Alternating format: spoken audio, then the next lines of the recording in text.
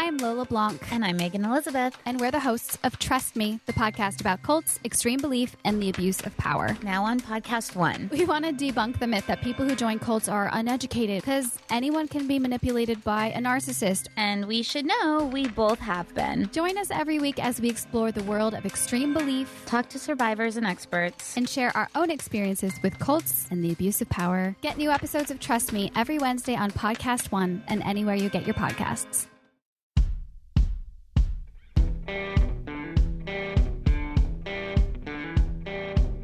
I'm Brett. And I'm Alice. And we are the prosecutors.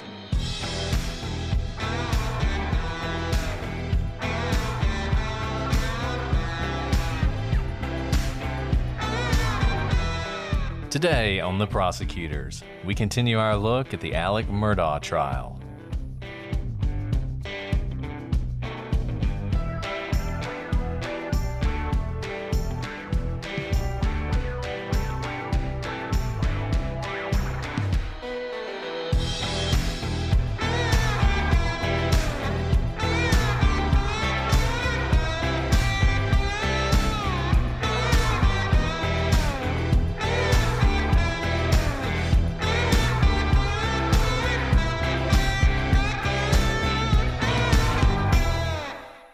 Hello, everybody, and welcome to this episode of The Prosecutors. I'm Brett, and I'm joined, as always, by my abounding co-host, Alec.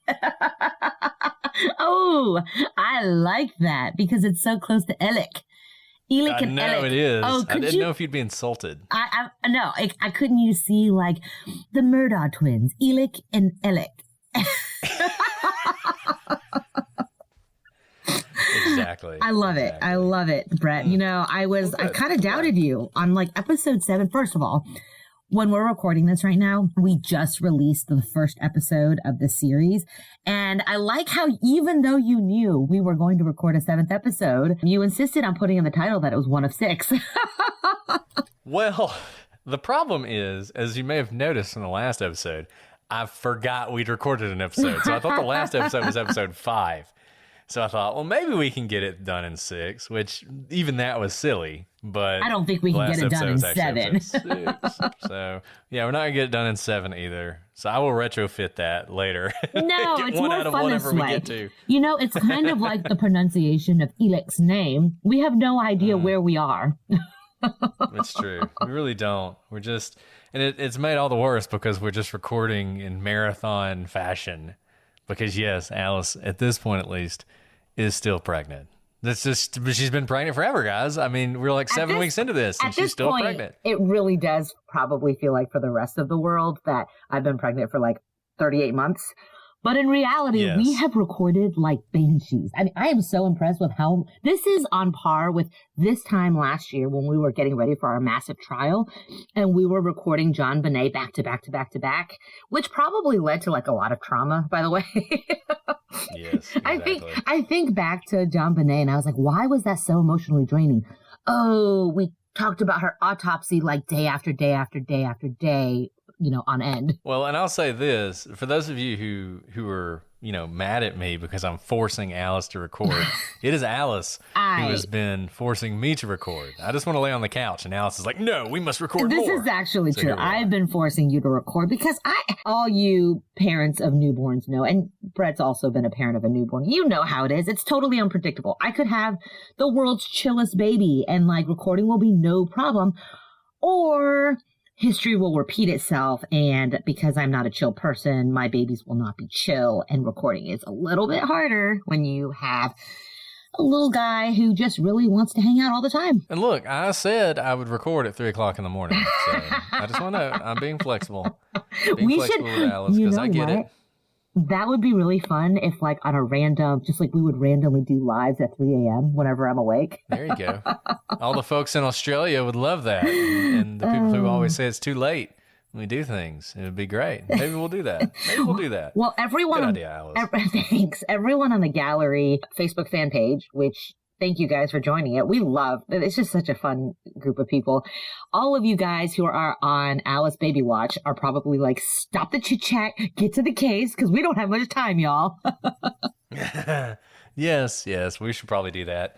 As you guys know, unless you just popped in for the first time, we've been talking about the Murdaugh case for quite some time, and we're going to continue talking about it today. Funny thing happened yesterday. We talked some about this op-ed that was in the Washington Post, which I actually thought Jim Griffin wrote it based on the tweet he made. And I don't have the Washington Post, so I couldn't really look at it. Turns out it was written by someone else. He just tweeted it, and the judge was none too happy about his tweet. And got on to him. Jim got in trouble. Now, Jim tried to say, look, I was just retweeting it, which the judge pointed out. People have gotten in trouble for retweeting.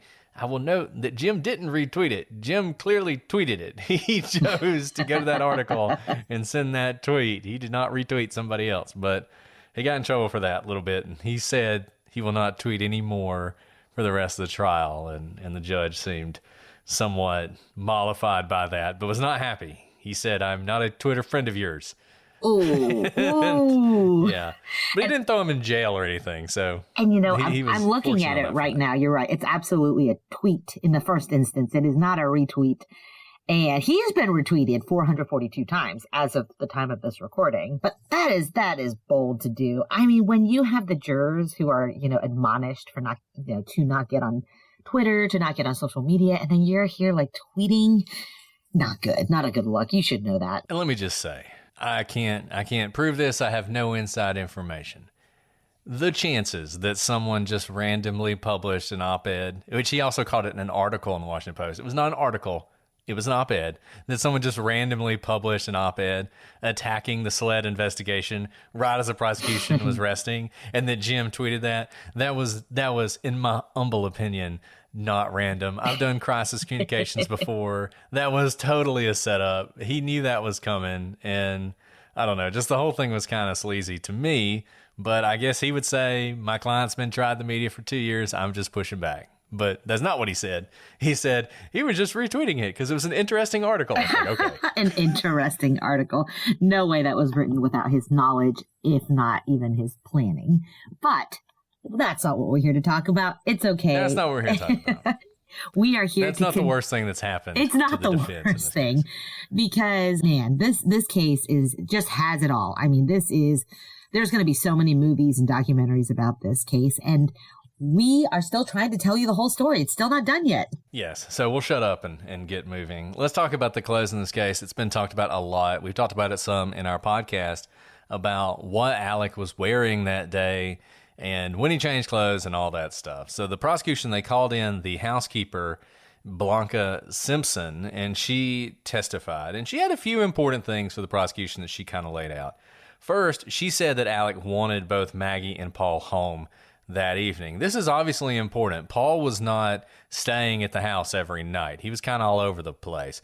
And Maggie, as we've heard multiple times, was staying at the beach. She was having a tough time in Hampton. After the boat case and after the death of Mallory Beach, and after Paul had been charged with reckless homicide, essentially, there had been a lot of people who had turned on the Murdaughs, and there was a lot of sort of stress for her in town. So she didn't like to stay there. She was at the beach house. And in fact, there was work being done on the beach house at that time, work that she was overseeing. So she had no intentions of being there that night. But with his father in the hospital, either legitimately or as a ruse, he calls her and says, hey, I want you to come home. My dad's in the hospital. We need to deal with this. And so she and Paul came home, though Paul, apparently the reason had more to do with those sunflower seeds we've talked about before than maybe Alec's dad. So that was the first thing she testified about. Second, she testified that on the day of the murders, Murdaugh was wearing brown leather shoes, khaki pants,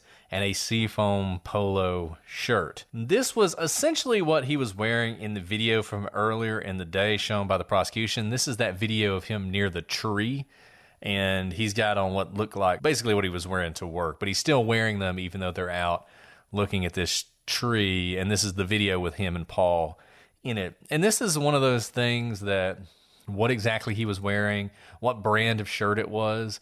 The prosecution and the defense have gone back and forth on this. When Buster, he's testifying. He doesn't know exactly his dad's birthday, but he's absolutely sure the brand of shirt he was wearing, and it wasn't whatever shirt the prosecution thinks it was.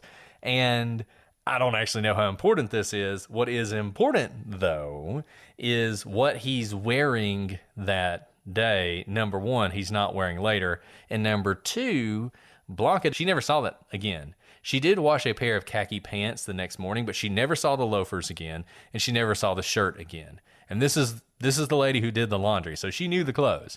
She never saw them again, and it raises questions about what exactly happened to them. And that's after, really interesting, Brett, because I also am so blessed that someone helps me with my laundry. And I do the laundry as well. And it's something that, because we're always touching the laundry of our kids and our spouses, I do notice when things are missing, because I know some people may think, how could Blanca not remember? How can she say so definitively she hasn't seen these clothes again? But you tend to wear kind of the same things over. You have your favorite, outfits.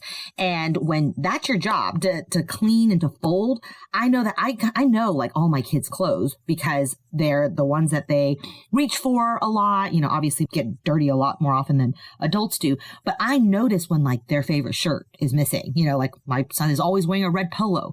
And when it's not there, I notice it. And so I just say that she is the person who would have knowledge of this type of thing.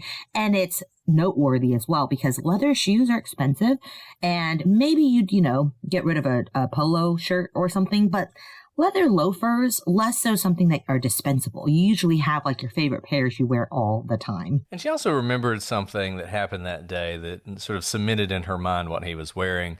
I guess she had seen him that morning, and as he was leaving, his collar was messed up. And so she fixed his collar for him. And she remembered that. She remembered fixing his collar for him. So she had sort of had hands on his shirt or whatever, which helped her to remember exactly what he was wearing. But it wasn't just that the clothes went missing. It was something Murdaugh did later on. In the days after the murders, he actually came to her, and he seemed nervous, and he asked her if she remembered what shirt he was wearing the day of the murder. She was confused by this. She didn't really understand why he was asking. The defense on cross-examination will try and indicate that maybe he just wanted to be able to tell the prosecutors and the police exactly what he was wearing that day, and maybe that was the purpose. Obviously, she doesn't know why he asked. She just knows that he asked and knows that he seemed nervous at the time. She also was able to testify about Maggie. She's able to give a window into Maggie that we don't have, because obviously Maggie is gone. And frankly, other than her and a witness we're going to talk about next, there aren't a lot of people who testify about who Maggie was and what was going on with Maggie. And she says that Maggie had some deep anxieties right around this time, particularly about the boat case. She said that they were being sued and that $30 million was at stake. And she told Blanca that they did not have that kind of money. And she also told her that she didn't think Alec was being truthful with her in regards to what was going on in the lawsuit, and this was troubling to her. In addition to this, she becomes the latest witness to testify that in the video that we're going to talk about, the kennel video that's been talked about a lot, this video with 3 voices on it, that she hears Alec on that video. This is obviously important because Alec has repeatedly said that he was asleep on the couch and never went down to the kennels, but she testified that she heard his voice. And this actually wasn't unusual to her, because another thing she tells us about Maggie, which is in contradiction to something that Alec had said in one of his interviews. He talked about how she liked to go down to the kennels and run the dogs at night. And Blanca testifies that Maggie never went down to the kennels at night by herself. It was dark down there. It was scary. It was a third of a mile away, 1,100 feet away, and the kind of place that she didn't want to be alone. And of course, on that night, she wasn't alone. On cross-examination, like every other witness who testifies, she does testify that Alec loved Maggie and Paul and was always a good family man, and sort of the general things of hard to imagine him doing something like this to his family. Whew. I feel for Blanca. This is a lot. She's just answering the questions that are posed to her, but she obviously knows the family very well. I mean, she has also suffered the loss of 2 people she knew very well. Whether she liked them or not, I don't know. But to be so close to 2 really drastic and tragic murders would affect anybody. And you can tell based on kind of the questioning that it doesn't seem like she has an agenda. Like she really is. It appears she is really just answering the question posed before her. And she has a lot of very good information. It's also interesting to me, at least, that when she testifies about Maggie's deep anxieties about the boat case, it's not about, the fact that one of the girls who she has known for a very long time, probably since Mallory was a young girl, was dead, that what effect this could have on Paul's life. It was really about the money. I think that is a really interesting thing to note here. Everyone, again, focuses on different things. $30 million is a lot of money. I don't have $30 million. It sounds like they didn't either. And so I understand that being the anxiety, but this is not just about money. I mean, a young girl who they all know very well has died. Her son is, charged with a criminal case that could be completely life-altering potentially. But I think this is all very interesting to see how the Murdaughs were thinking about the challenges that were facing their family because of the boat case.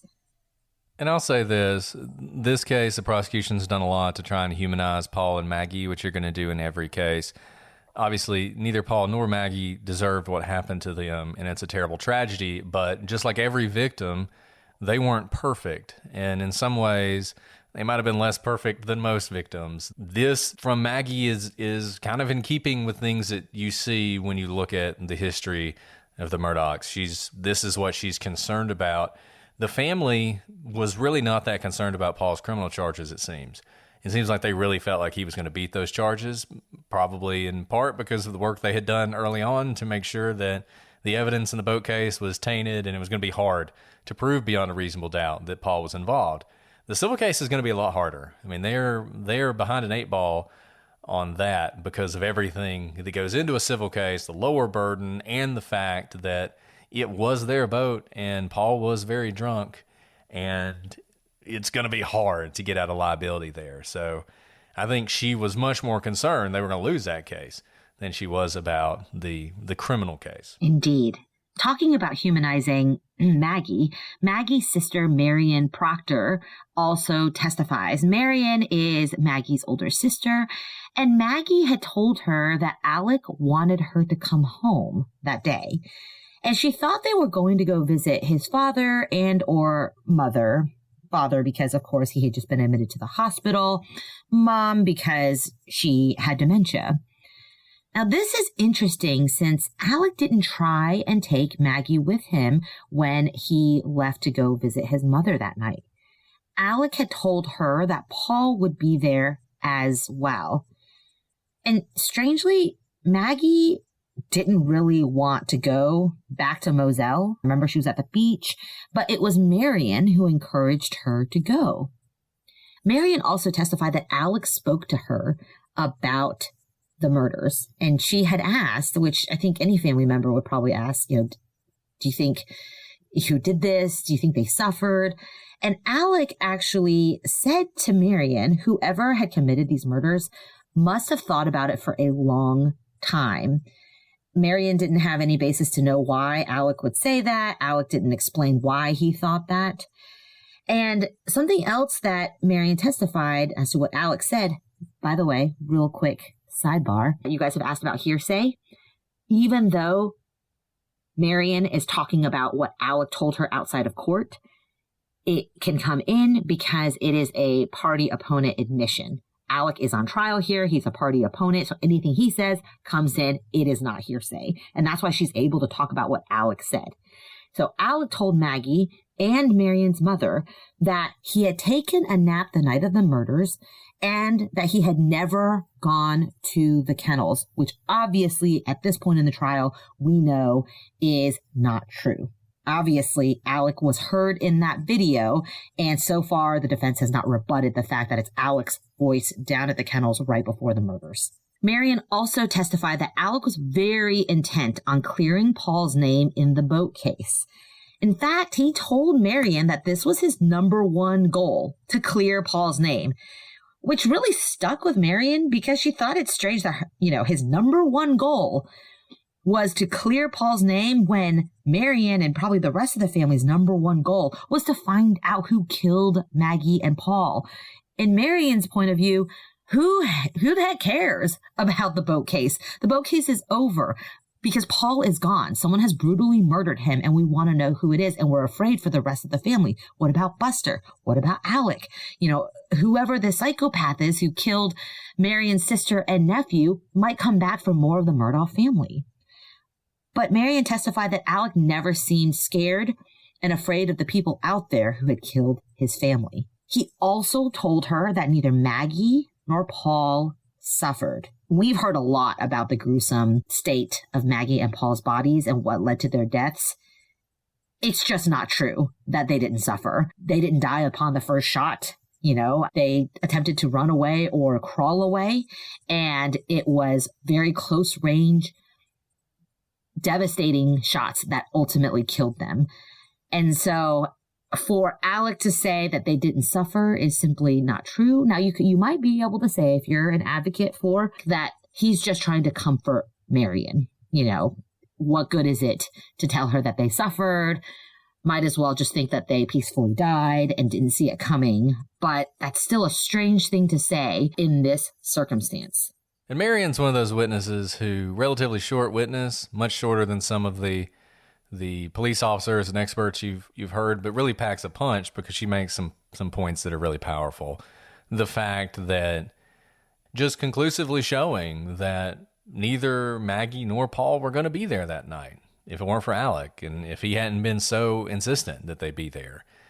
And if you're thinking about alternate suspects, and you think this is some, at this point, I think we're being pushed to think it's some sort of revenge or message to Alec because of maybe he owes a drug debt or something, or it's some sort of blackmail thing, or who knows, but it's some sort of message to him. Well, it's interesting that whoever it is who did it knew that they would both be there when they had no plans on being there until that day.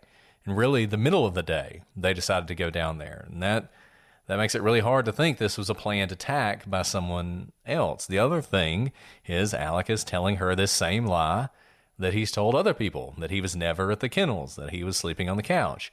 And then you have this very subtle point that the prosecution gets out. And I think the story the prosecution is going to tell in closing is going to be so interesting. You guys listening to this will have heard that by now. We haven't. We're still working through the case in the trial. But Alice, on some of the lives we've done, has made some really good points about legacy and about how much Alec cared about legacy and how this has been framed in terms of money, but it might be more than that. It's more about the 100 years that his family had put into building a name for themselves and protecting that. And this notion that Maggie and Paul are both dead, but Alex still is trying to clear Paul's name in the boat case. Now, obviously, without the downside of, if he doesn't, all the money that maybe would be lost because of it. But he's still trying to clear his name. And it sort of goes to that legacy idea and makes you wonder what exactly is driving Alec Murdaugh and what are the things that are most important to him, and makes you wonder about that motive and what exactly the motive is if he did commit this crime. Yeah, I think that's exactly right, Brett. I mean, we'll go into it more as we talk about, theories and motives and what we think actually happened. But I really do think that's something important to emphasize, because we hear a lot of people say, I don't know, I just don't think money is enough to cause a man to kill his own flesh and blood and his wife, or, the concept that you murder someone, your own family members, just to buy yourself a little bit of time to distract people doesn't seem enough to be a motive. I think those all miss the point. They may have some elements. He may have thought of those things, but the reason we started at the very beginning of the timeline in the 1920s is to show you that Alec Murdaugh didn't just drop onto the Low Country in South Carolina. He is the fourth generation of Murdaughs who run this town.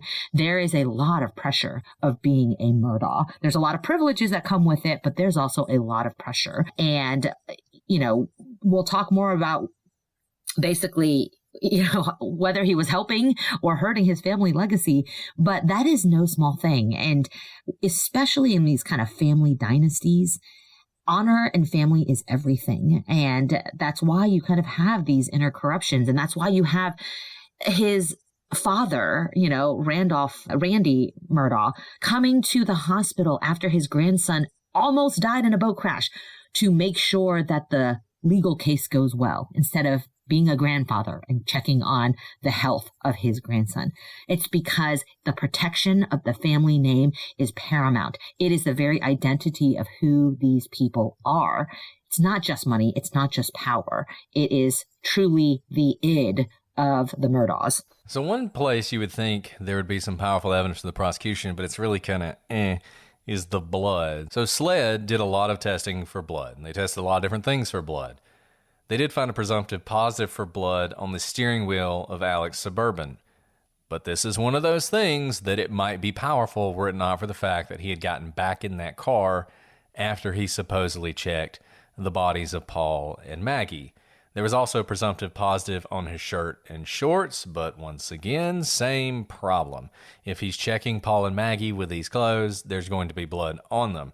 And there was blood on the shotgun, which we talked about as well. He got it after he found the bodies. So now somebody was talking about that they thought it was weird that Alex, who's so smart and he's the head of this law firm and he's been a prosecutor, and yet he made so many mistakes. And one thing we always talk about is murderers always have a plan and it always goes wrong. It's like Mike Tyson said, everybody has a plan until they're punched in the face. Murdering someone is the ultimate punch in the face. Even though you're doing it, you can't control all the variables, and so you're going to make mistakes. But if he did it, he did some smart things too. There is absolutely evidence of him planning this out and being very thoughtful in the things he did in order to explain away evidence. And you see that in this blood evidence. Now, they also tested Alec's shirt, and they found that it was negative for blood, although it did have Maggie and Alec's DNA on it. But how significant is it to have non-blood DNA of Maggie on his shirt? Probably not all that significant. The defense was also on prosecution. The defense was also on cross-examination, able to punish SLED a little bit because they did things like they used some tests that weren't all that helpful that basically made the clothes untestable after that. And we talked about this before, and some of y'all are always surprised by the notion of testing destroying evidence, but it absolutely can, and this was a circumstance in which it did. Now, one thing the government also did is they tested for C.B. Rowe's DNA. Remember, he of the hit squad who Alex suggested in his first interview might have been responsible, and they didn't find any of his DNA on any of the areas they tested. It's always hard when you're talking about DNA and family members. Obviously, blood is something different, but he was there. We know he was there. He said all those things, that he touched their bodies after there was blood. And so it's almost like a wash. Like they had to test for it, but it doesn't really tell us too much, I think. Okay, the video, the famous video we've referenced and you've probably seen in lots and lots of news articles. A powerful moment in the trial was when the prosecution played the video that Paul recorded the night of his death, really probably moments before his death, at 8:44 and 49 seconds p.m. This is a video of one of the dogs in the kennel belonging to Rogan Gibson. In this video, 3 voices are heard clearly. They are Paul, Maggie, and what sounds to the whole world like Alec Murdaugh. Rogan Gibson testified at trial, and in his testimony, he did identify Alec Murdaugh's voice.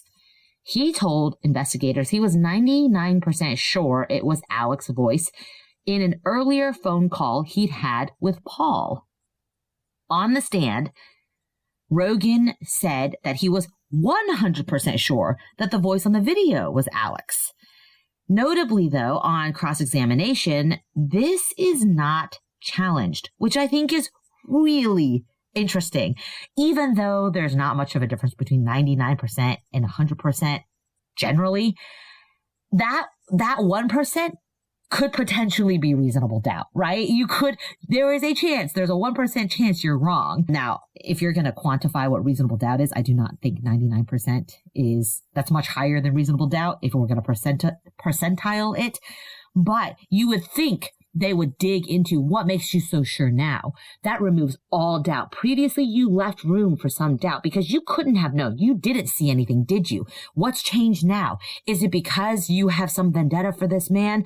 It's because, whatever. You would just think there'd be some soliloquy as to how could you possibly be 100% sure when previously you didn't say that. So I'm actually really surprised that this wasn't challenged on cross-examination. Do you think that was an oversight, or did they just want to leave it alone because Rogan's testimony is already so bad for... Well, I think they probably had some police reports where a bunch of other people had been played that video and they said, yep, that's Alec.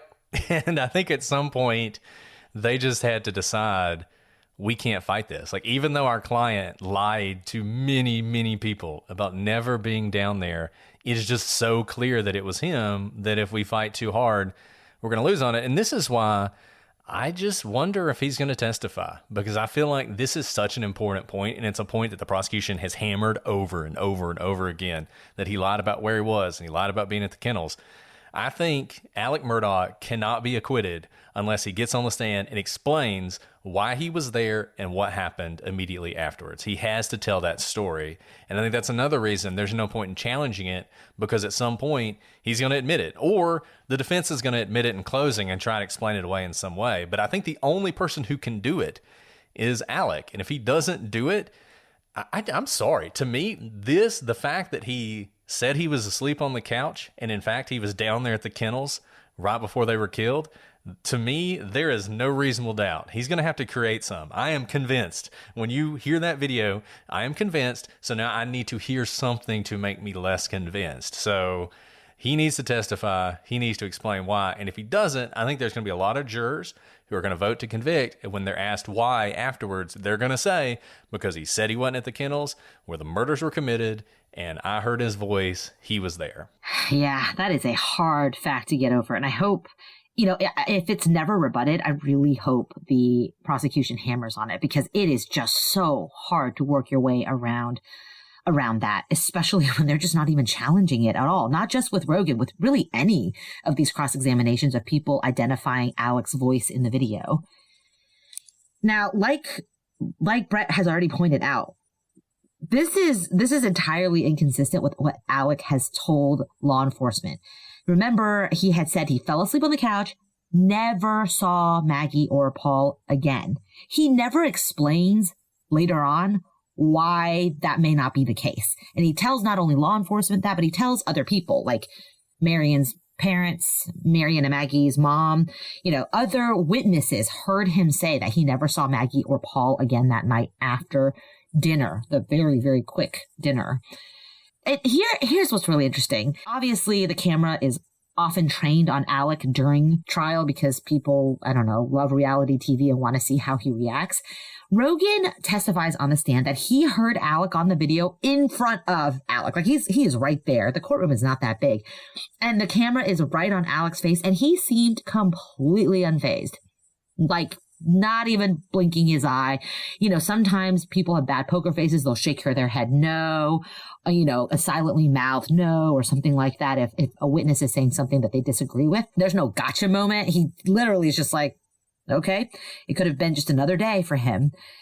So this is just confusing. Without him testifying, did he lie about whether he was out at the kennels, or was he confused? We don't know what it was. Maybe you were confused. Maybe you did fall asleep and you woke up at a time that you thought was something different. None of this has been explained so far. And I think you're right, Brett. I think he will have to be the one to explain it, because the defense certainly isn't bringing up anything right now that sounds like an explanation of this massive, massive contradiction in Alec's statement and the hard evidence. So the whole reason for recording the video, this dog kennel video, was actually to immediately send it to Rogan, who had tried to see something on a FaceTime video call earlier, but couldn't. Remember, this is his dog. There's something wrong with the tail, and they're in the midst of troubleshooting mode. And because the FaceTime call had failed, that's why Paul had turned to a video, and he was planning to send it immediately to Rogan so that they could figure out what was wrong with the dog and what to do next. But that video was never sent off of Paul's phone. So whatever happened to Paul must have happened really soon after this video was taken. And based on kind of the activity of his phone, we do know that it was very close in time to him finishing recording this video, because his phone goes dead pretty soon after, within, I think, seconds after the end of that video, and is never used again. The Prosecutors Podcast is brought to you by BetterHelp. Guys, when you're at your best, you can do anything. And when you feel your best, you feel like you could conquer the world. But the fact of the matter is, especially seems like these days, it is really easy to get bogged down. It is really easy to feel overwhelmed. And it's really easy to feel like you just can't get out of it. And when you feel that way, you're not going to get much of anything done. It is possible that working with a therapist can help you get closer to the best version of you. And that's why we want to talk about BetterHelp today. BetterHelp can help you feel empowered and help you feel more prepared to take on everything life throws at you. If you're thinking of giving therapy a try, BetterHelp is a great option. It is convenient, flexible, affordable, and entirely online. You just fill out a brief questionnaire to get matched with a licensed therapist, and you can switch therapists anytime for no additional charge. You can find someone that you're comfortable with, you're comfortable talking to. And if you don't have that, you're not going to be able to reach the goals that you want to reach. And that's what BetterHelp is all about. So if you want to live a more empowered life, therapy can get you there. Visit BetterHelp.com/prosecutors today to get 10% off your first month. That's BetterHelp, HELP.com/prosecutors. The Prosecutors is brought to you by Progressive Insurance. Hey guys, whether you love true crime or comedies, celebrity interviews, news, or even motivational speakers, you call the shots on what's in your podcast queue. Am I right? And guess what? Now you can call the shots in your auto insurance too. Enter the Name Your Price tool from Progressive. The Name Your Price tool puts you in charge of your auto insurance by working just the way it sounds. You tell Progressive how much you want to pay for car insurance, then they'll show you a variety of coverages that fit within your budget, giving you options. Now that's something you want to press play on. It's easy to start a quote, and you'll be able to choose the best option for you fast. It's just one of the many ways you can save with Progressive Insurance. Quote today at Progressive.com to try the Name Your Price tool for yourself and join the over 29 million drivers who trust Progressive. Progressive Casualty Insurance Company and Affiliates. Price and coverage match limited by state law. I don't think there's anybody out there who doesn't know that I love meat. I love eating it.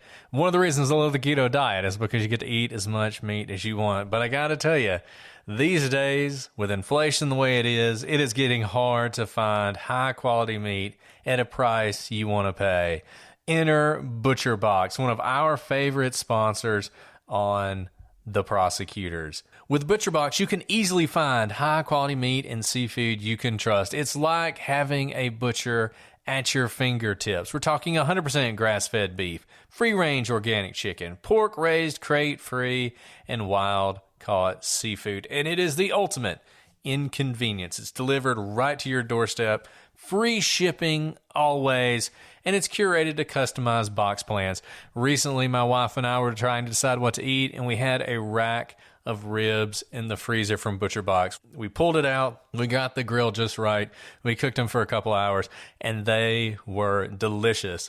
And they were a lot cheaper than going out for them. You can have that too. You can get a variety of high-quality cuts at an amazing value with exclusive member deals. And in fact, if you join Butcher Box today, you can get free chicken nuggets for a year and 10% off your first box when you sign up today. That is a 22-ounce bag of gluten-free chicken nuggets in every order for a year when you sign up at butcherbox.com/prosecute and use code prosecute.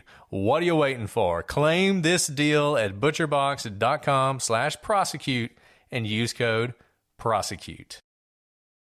Yeah, and that brings us into the tight timeline, which is something both sides have tried to use. The defense, they will say, look, there just wasn't a whole lot of time here for him to do this and cover it up.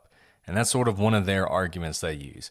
The prosecution on their side is saying, yeah, there's not a lot of time, and there's no way he couldn't have been there when this happened. So let's talk about the timeline a little bit. The reason this video is so important, the reason his voice is so important, is because whatever happened had to happen in a very narrow window of time. So Paul is recording this video at 8:45 and 47 seconds. He reads his last text message at 8:48 and 58 seconds. His phone locks forever 3 seconds later, so at about 8:49. Maggie reads her last text message at 8:49:26. Her phone locks 2 seconds after that forever, so at about 8:50. Now, Paul will get a text from Rogan, who he has been in constant communication with all day about this dog, 9 seconds later at 8:49 and 35 seconds. So Paul is responding to a text. He's reading a text. Maggie is reading a text. And then right before 8:50, Paul gets a text, but he never reads it. In fact, even though he's been in constant communication with multiple friends all night, sending texts, Snapchats, every few minutes he's sending something throughout the night, but then it just stops. And it just stops at the same time that Maggie's communications just stop. Another interesting thing, Paul's battery had been dying all night because he's been using it constantly. At 8:43, so a good 6 minutes before his phone locks forever, it's at 2%. Now, this is like the ultimate advertisement for Apple and their batteries, because it's at 2% and it's still working. He's recording videos and everything else, but it doesn't die until 10:30. I know Apple's got great batteries, but it's not lasting that long unless you have stopped using your phone. You are not using your phone anymore. You're not looking at it. The backlight's not coming on. Nothing is happening. And what that tells you is this murder likely occurred by 8:50, or if not then, shortly thereafter. And we're talking minutes after. Fast enough that neither Maggie nor Paul, and that's what's interesting about this, it's both of them. If it was one of them, maybe you'd say, well, Paul's battery is dying, so he decided for the first time all night he was going to conserve it. Okay, well, the problem is Maggie's doing the same thing. She also isn't using her phone. And in fact, they never use their phone again. And the other person's phone, who's interesting, is Alex. What is Alex's phone doing during this period of time? Well, we don't know because it was off. And the iron law of cell phones, as handed down to us by Heather Ashley of Big Man True Crime, is if your phone is off, you're either being murdered or committing a murder. And I feel like that is... She is not really incorrect. Yeah, she is not incorrect. And there's going to be a lot of testimony about Alec and his cell phone use, and that he was always on the cell phone. And in fact, if you don't believe that, look at his cell phone use as he's driving back and forth. So you have to believe that Alec essentially gets home for reasons that are unclear, even though he's constantly on his phone, and even though his father is in the hospital, and you would think he'd want to be able to be reached, he turns his phone off while he's up at the house, leaves it off, falls asleep on the couch, and only turns it on at 9:02. So that's 12 minutes after it seems like Paul and Maggie are dead, or at least their phones never have any activity on them again. 12 minutes. Yes, that is a tight timeline for the prosecution. It is a tight timeline for him to do sort of all the things that you would expect him to do, but that is a long time. That is a long time for him to still be there at the property with his phone off, that just so happens to cover the period of time when it seems like his wife and child are being murdered. And we know he was down at the kennels. We know he was down at the kennels, at least when that video is being recorded at around 8:45. So let's assume for a second that the 8:50 number is right. Give him 8:52. Give him 8:55. You have to believe that he leaves essentially right after that video's over, manages to get back up to the house, where he grabs his phone and turns it on at around 9:02, which the other problem with that is you got to think the first thing he'd do when he gets to the home is turn the phone on. So you would think he would get to the home closer to 9:02 than 8:50. But nevertheless, let's just assume all this is true. He had to do all that to avoid being killed himself, because if these murderers showed up, they would either kill him or he would witness the murders.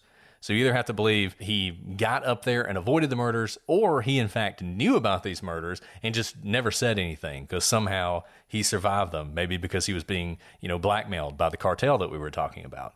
In any event, he gets back up to his house. He turns on his car at around 9:07.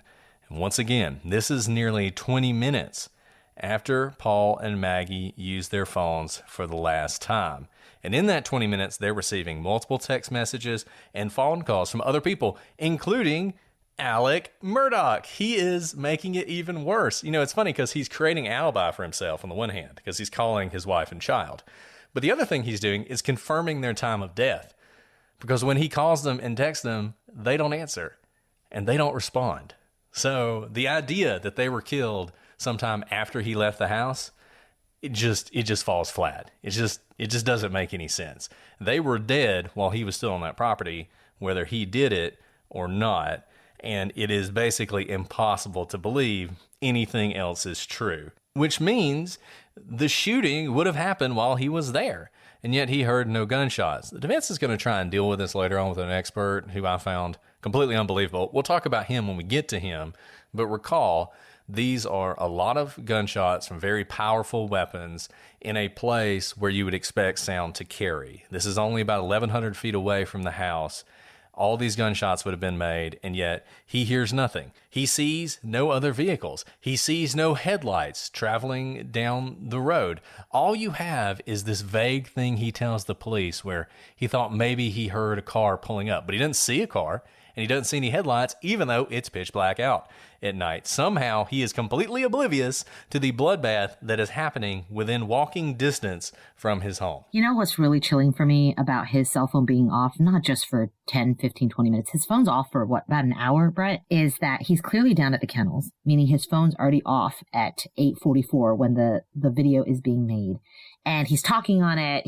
His voice sounds normal, right? It doesn't sound heightened. No one's fighting. He's not stuttering. You know, there doesn't seem to be heightened emotions. He's talking as if he's just having a conversation with his son and wife. But because his phone is off, and if this were planned by him and he shot his wife and son, it means that this was absolutely premeditated, because he had to have turned his phone off an hour earlier. And while you heard him talking on that video, he already knew what he was going to do in a matter of minutes.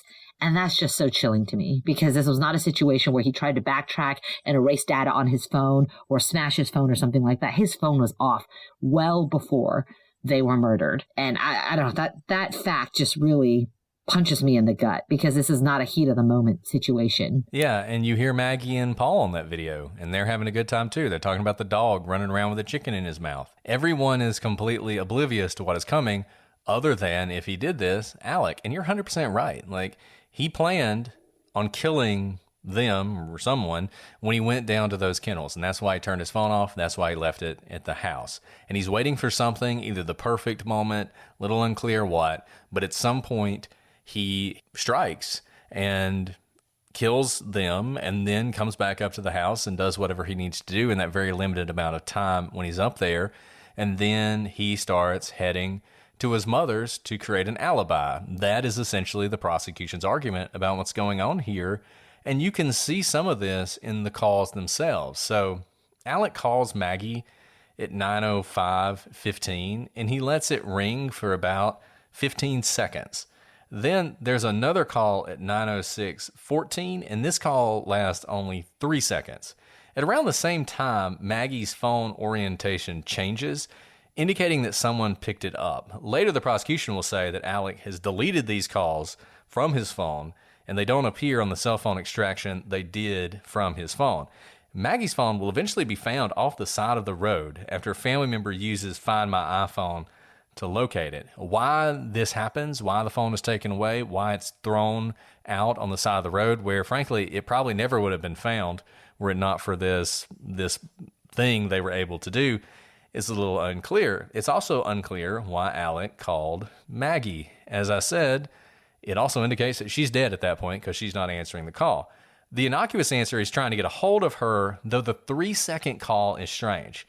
He doesn't let that thing ring for very long at all, and it happens to coincide with someone picking up the phone. There is a possibility, though, that he is calling the phone for the reason that a lot of people call their wife's phone or have someone call their own.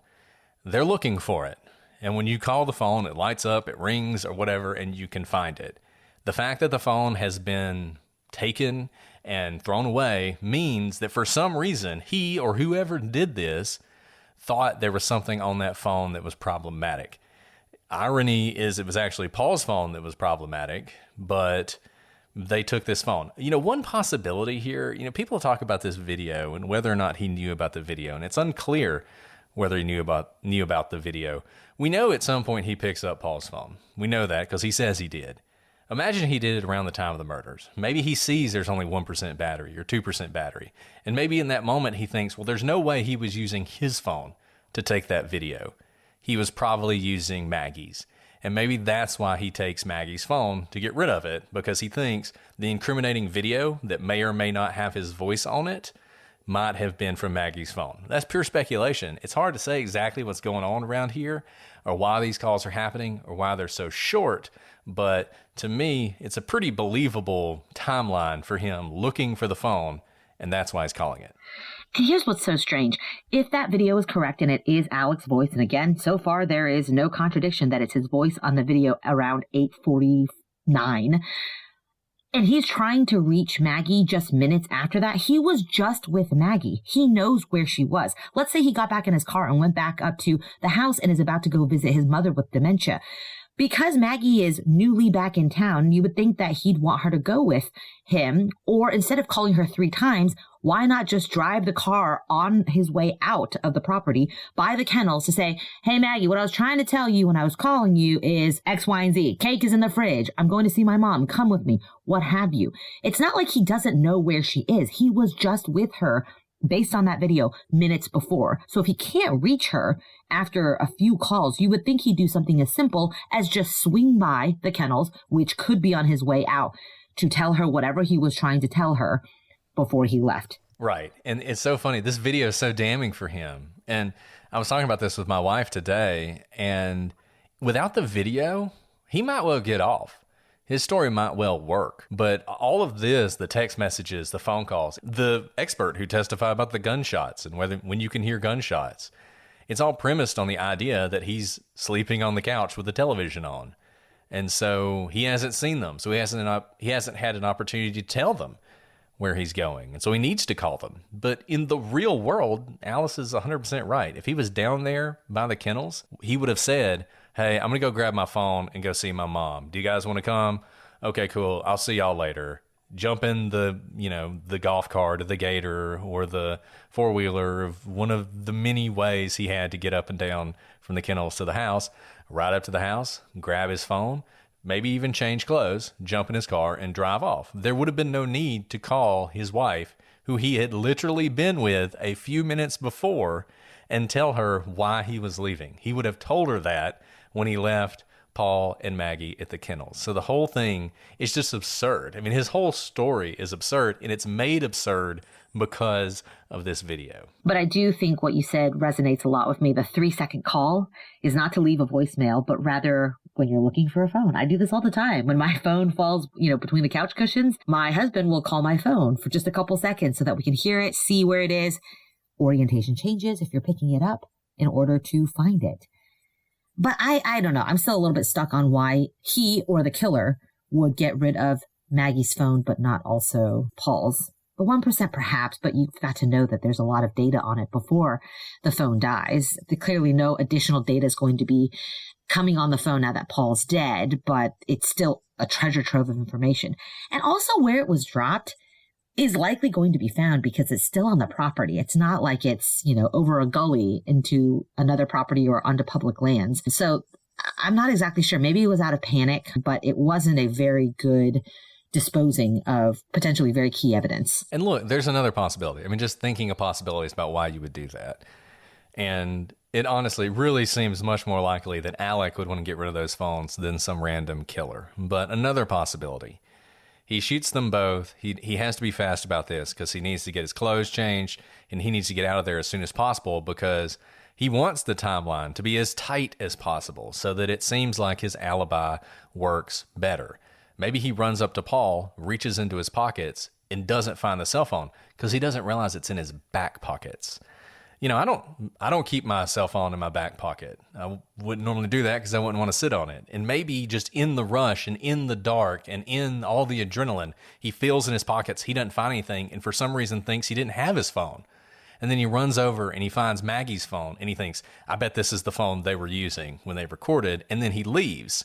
And then remember the weirdness about, he tells the police that when he finds the bodies, he goes to turn over Paul. Remember, he needs to touch them. He needs to touch the bodies because he needs to get the DNA on it.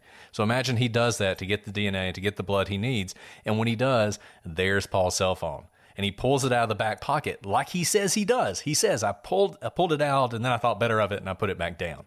Maybe he pulls it out and he's thinking, there it is, I got to get rid of it. But then he thinks, there's no time. It's too late. I can't do that. Hopefully there's nothing on it, and he just puts it back down. And this goes to my sort of theory that when killers tell a story, there's a lot of truth in what they're saying, but they're not actually telling the truth. They're using true things that happened in the story. And so I could imagine that is the moment where he realizes, yes, Paul did have his phone after all, but now it's too late for me to have gotten rid of it. Hopefully all the incriminating stuff's on Maggie's. That's one possibility. You know who could tell us? Maybe Alec, but we're getting ahead of ourselves because what we do know, since we haven't heard from him, whether he's going to testify or not, we do have his steps. Because like most of us, Alec's phone records his steps. The prosecution did a pace analysis of the steps that Alec was taking before and after the murders. And before the murders, he was averaging a maximum of 31 steps a minute, which is not that fast, right? It's a pretty leisurely pace, about 1 every 2 seconds.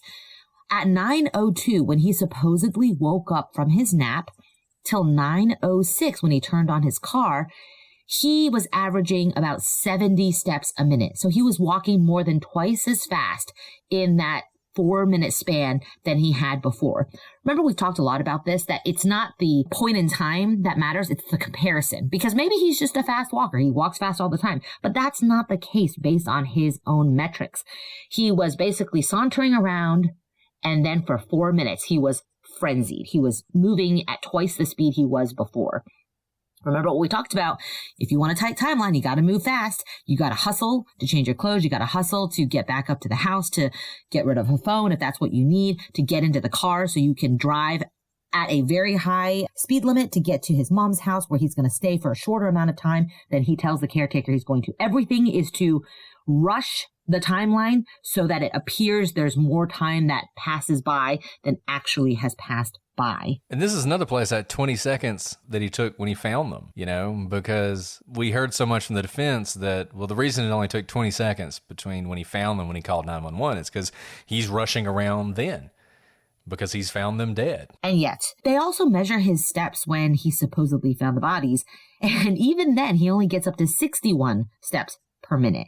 So later on, when he's calling 911, he is actually moving at a slower pace than he does when he purportedly wakes up from his nap to get in the car to drive to see his mother, which you've got to think, if he was sleeping on the couch, he bolted out of slumber and immediately ran to the car. For what reason, we don't know.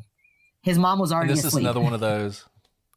And this is another one of those things we talk about with circumstantial evidence. This sole piece of evidence, you might say, oh, well, I can't believe they're trying to say he's guilty because he walked faster at one time than another. No, that is not what we're doing. That's not what the prosecution's doing. But this is one piece of circumstantial evidence. When you fit it into the rest of the puzzle and you see everything else that's going on, it is striking that his pace is so much faster around when he would have been covering up the murders than at any other point during the night. Something we haven't talked about yet in these episodes is Alec's drug use. On May 6th, Paul leaves Alec a voicemail saying that his mom found several bags of pills in his computer bag. Alec will later reveal that he's addicted to opioids. This is news to everyone at the time. This is not something like that he'd been dealing with for years in terms of it being public knowledge. In fact, his lawyers will claim that he had a $50,000 a week habit.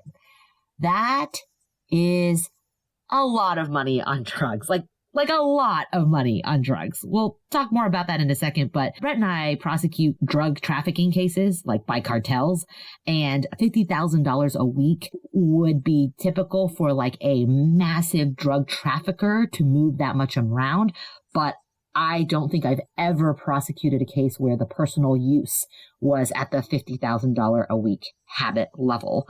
I don't even think physically you could take that many opioids and not die. But we'll get back to that in a second. That's what they've alleged. They do run forensic searches on Maggie's computer on that day, May 6th, when Paul allegedly told Alec that Maggie found all these pills. And the searches do indicate that she's trying to figure out what kind of pills Alec had in the bag. And you can usually do this because opioids and most kind of controlled substances will have something stamped onto the face of the pill. It's usually a number, a color, letters, and you can search those identifiers to figure out what kind of drugs they are. And that appears to be what she's doing. So it seems like she did, in fact, find these pills and didn't know what they were. And the prosecution's closing up their case, and we're sort of coming full circle here, too, because you're starting to see something the prosecution talked about in their opening statement. This gathering storm that was descending upon Alec Murdaugh in the days, weeks, and in fact, on the day of the murders. We talked about motives. Don't get so hung up on the specific motive. It's more all the things that are happening that just seem to be happening right around when the murders happen. It's impossible to get in his mind, but you can see how things are starting to slide. This is a month before the murders. A month before the murders, there are two people who find out that Alec Murdaugh is taking a lot of drugs, Paul and Maggie. In fact, it's Paul that tells Alec that his mom's figured it out, that he's doing this. And then, in fact, in the voicemail says, you need to come here because we need to talk about this. This is at the same time when all the financial problems are starting to come in. And that brings us to the financial motive, which is such a huge part of this case, and the prosecution has been talking about a lot. Now, the parties argued in pretrial about the financial motive, whether or not it would come in. As we said in our legal briefs episode, 404B episode, this kind of prior bad acts, other bad acts evidence can be problematic, and you don't always want to let it in. If you want a deep dive on that, check out that episode. We talk a lot about it. Well, the court sort of reserved ruling on this, and the prosecution at various times have argued it's not only relevant for the motive, but also the defense is opening the door because they keep asking questions about how, isn't Alec Murdaugh an amazing man who loved his family? And can you imagine any reason he would do this? And at some point, we basically go into an in-camera mini-trial. In-camera just means outside the presence of the jury. So the jury sort of has a couple days off. And during this time, the prosecution is able to put on the witnesses who testify essentially to what they would say if they were allowed to testify before the jury. And the whole reason you do this is so that judge can make the ultimate decision about whether or not the requirements of 404B are met. After these couple days of testimony, which it's great testimony because since it's not in front of the jury, it's a lot more raw. People asked, will they watch the video of that? No, they have to come back in and testify, and it's much more constrained than it is in this. But man, they're just letting it fly during this period. So if you're interested in this case and you want to watch some of the court, this is the most interesting part when they're doing this. And at the conclusion, the court says, yeah, this stuff is coming in. And the information that eventually was presented to the jury is that Alec Murdaugh had been defrauding clients, including some very close friends of his, since 2011. And he was able to pull this off because everyone in the firm trusted him. But the information was all there. And we talked about this some when we talked about the timeline. The firm was working with this Forge consulting company to structure settlements for people. Well, Murdaugh, he's opening an account under the name Forge, hoping that no one would notice. And in fact, for a very long time, no one did notice because not surprising that people called Forge Consulting Forge and would have made out checks to Forge that were intended for Forge Consulting. So everything was going fine for 10 years. Everything's going fine. He's getting away with this. But now the drug habit's been discovered by his son and his wife. The boat case is reaching a really important point where there's a motion to compel that's going to be argued in just a few days. Paul's trial is getting closer and closer. And then on June 7th, the day of the murders, the firm found out that and talked to Murdaugh, Alec Murdaugh, about the fact that there was nearly $800,000 that should have gone to the firm that had gone to him instead, $792,000 to be exact. And this was the first time that Murdaugh knew there was a problem. This is the first pebble in a landslide because he knows it's so much more than $792,000. And even if somehow he could cover that, if the firm keeps looking, They will discover everything he's done. His career will be over. He will go to prison. He will lose everything, and his family's legacy that they have built over a century will collapse. And these facts were delivered to the jury in the form of really powerful testimony by the firm's financial manager and a firm partner. And later, the prosecution shows text to Russell Lafitte, who is the former head of Palmetto State Bank and currently a convicted felon for his involvement in Alec Murdaugh's fraud. And these texts were sent 4 days before the murders. It was a text from Alec to Russell Lafitte saying that he needed to extend his farm credit line another $600,000. Now, what's interesting about that $600,000, his buddy, Chris Wilson, who we've talked about before, had actually taken care of $192,000 of this $792,000. So Alec needed $600,000 to cover this. And this was 4 days before the murders. He's asking, can he get the $600,000? And he says his father would co-sign for him and asked how much turnaround time this would take. That's 4 days before. Clearly, he's trying to stop this from coming out.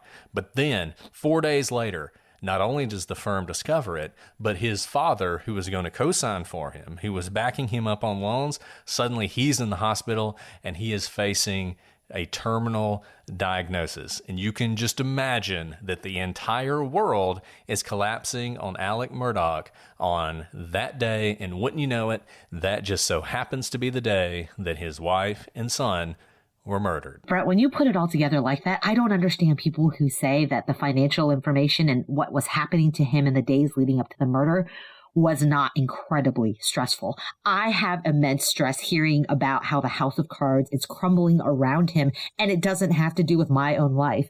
I mean, truly everything that he's been able to ward off has been because of the veneer of who the Murdaughs are, right? It's not just that the law firm was turning a blind eye. He was the boss. I mean, they are the founding family of this law firm. They're, those of you who have been part of companies where there are larger than life figures who either founded the company, run the company, know what it's like. You trust them. It's there. Why would they do anything to jeopardize the company? It is the company is their family, is their very livelihood. You defer to them on all important matters. I mean, he's been able to get away with it because of who his father is, who his grandfather is, who his great-grandfather is.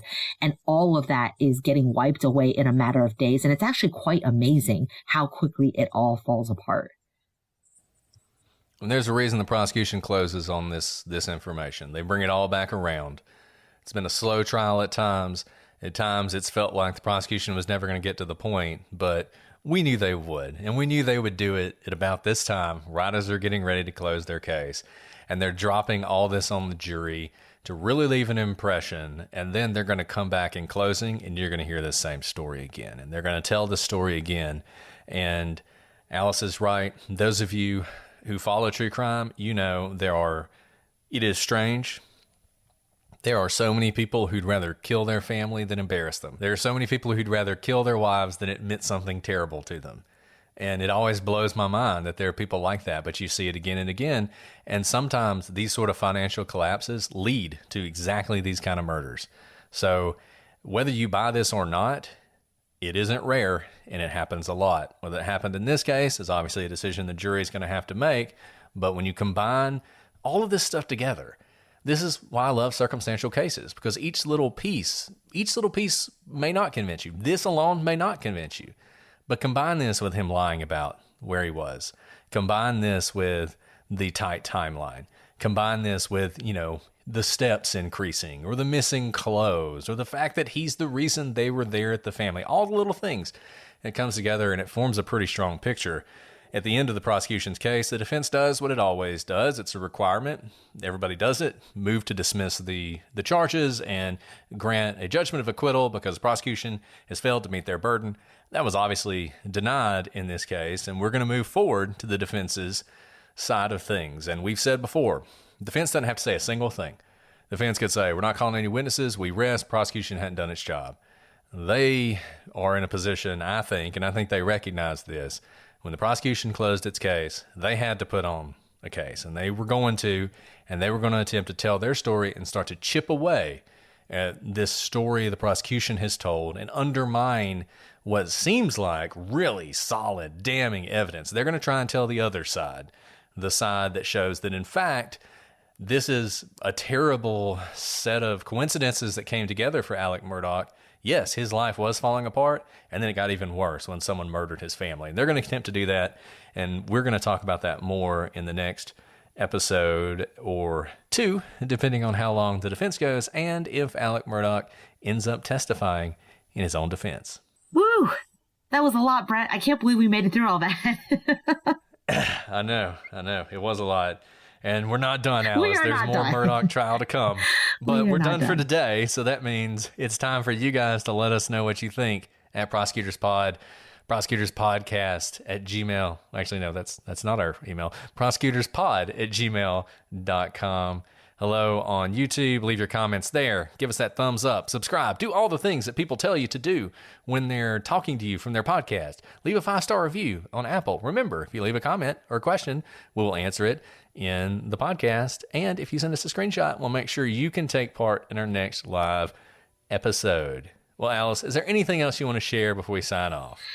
No, I'm really excited to dive into what the defense is because we have caught up in our recording almost with what's happening in real time with the trial. And I didn't think that was possible. It also shows you just how long this trial is. So I'm excited because we're following now kind of in real time as we record. And we'll see if we make it through. Verdict or baby first, who knows? Who knows? An exciting race is underway. We'll have to see. Well, guys, we will be back next week with more of the Murdaugh trial, even if it takes us a month or so to record the next episode, because who knows what'll happen in the interim. But either way, until then, I'm Brett. And I'm Alice. And we are the Prosecutors.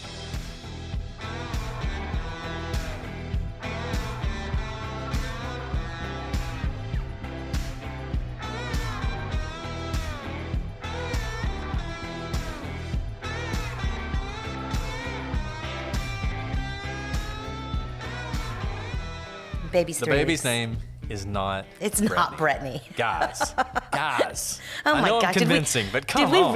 Did we really have to like release an episode on April 1st to clarify that her name's not Brittany? Whatever, that's the April 1st episode. It's going to be me telling everybody that Brittany's been born. That's actually pretty good. Done and done. Oh, man. Really, whatever Heather Ashley says is true. So I think we need to just change her birth certificate now to say Brittany.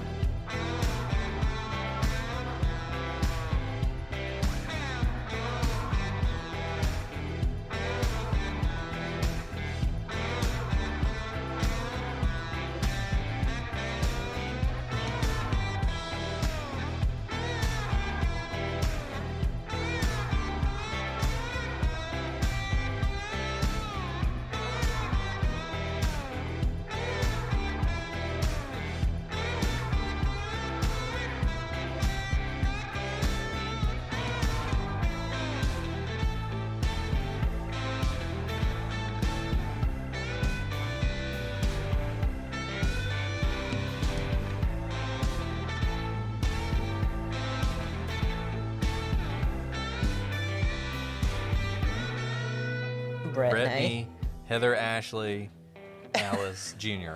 Big Mad. Big Mad. I love it. Big Mad. She goes by Big Mad. Which is actually pretty accurate. There you go. There you go. Oh my gosh. Y'all are the best. I've missed you, Brett. I've missed you a lot. I missed you too, Alice.